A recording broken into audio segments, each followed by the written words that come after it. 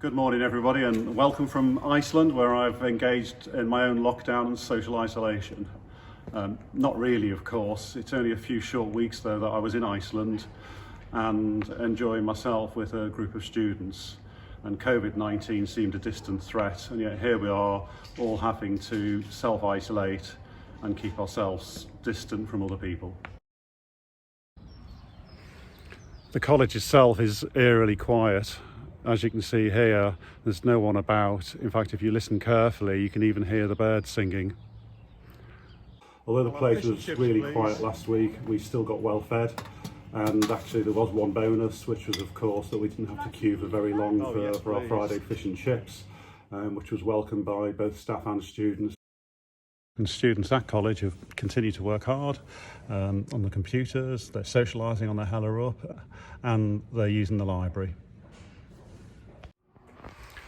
I want to thank you though, of course, for staying at home. By staying at home and not going out to meet your friends, which must be very tempting at times, you're helping ensure that the most vulnerable in society are protected and are kept safe from this virus, which they are much more vulnerable to than you are.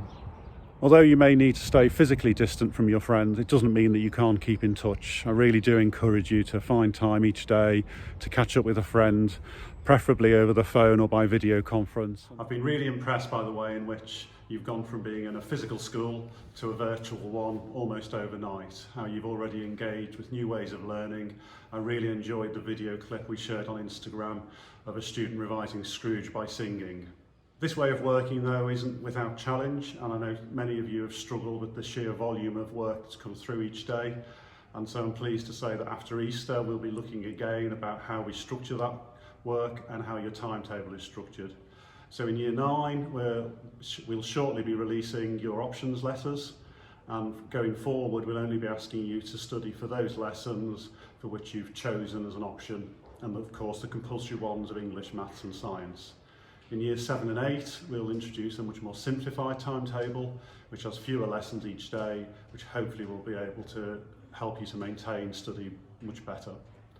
In Year 10 you're in a very difficult position because of course when you come back you're going to be picking up your GCSEs, and we want to make sure you're as well prepared for that as we possibly can, and so your timetable will continue more or less as it is now.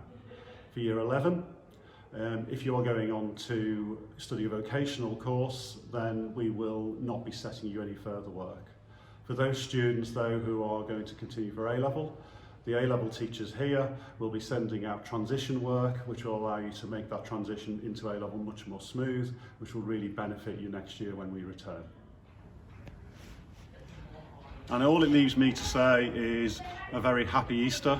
I hope that you manage to get some Easter eggs and that you enjoy your Easter break, and I'll see you soon.